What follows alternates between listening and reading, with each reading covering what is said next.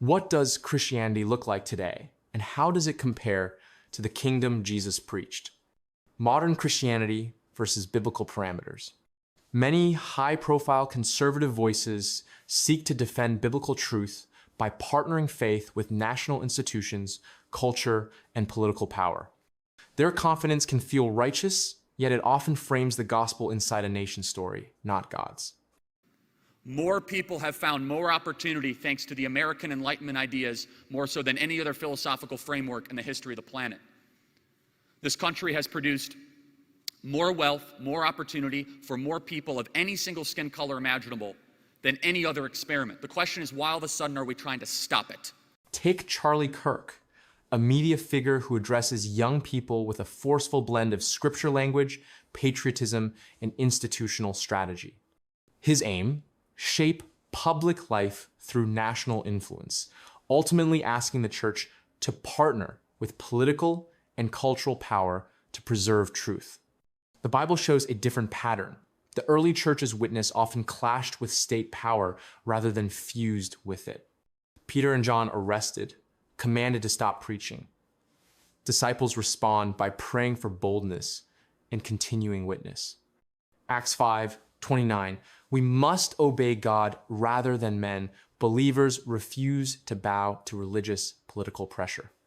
Acts 15, apostles and elders gather in Jerusalem to test doctrine by scripture and communal discernment, not state approval.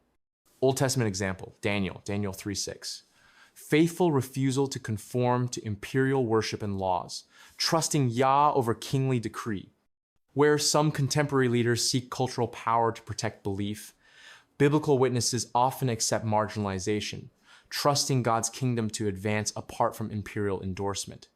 Kirk Cameron's recent shift away from the concept of eternal conscious torment toward annihilationism is different. It's a public figure willing to challenge prevailing doctrinal consensus and invite dialogue. He's not seeking institutional permission. He's provoking debate among believers, something the New Testament models when churches wrestle openly over doctrine.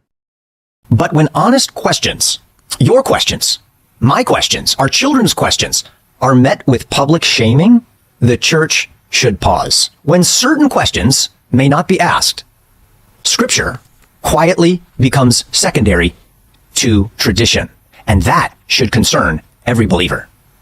So, here's what I'd like to do next. In the weeks ahead, I want to host a thoughtful, scripture-centered roundtable conversation with some of my heroes, with some of the best and the brightest. It won't be a debate. It's not going to be a soundbite. It won't be clickbait. I'm talking about men who love God, who will honor his word, and disagree with one another in good faith, to model for us, as students, how Christians can have dangerous conversations about topics that matter. Are we aligning faith with nation or with the kingdom Yahusha described? Do leaders protect faith by political influence or by faithful, costly witness? When doctrine is unsettled, who gathers to test it biblically? Institutions or local communities? Think kingdom, read scripture, act in faith.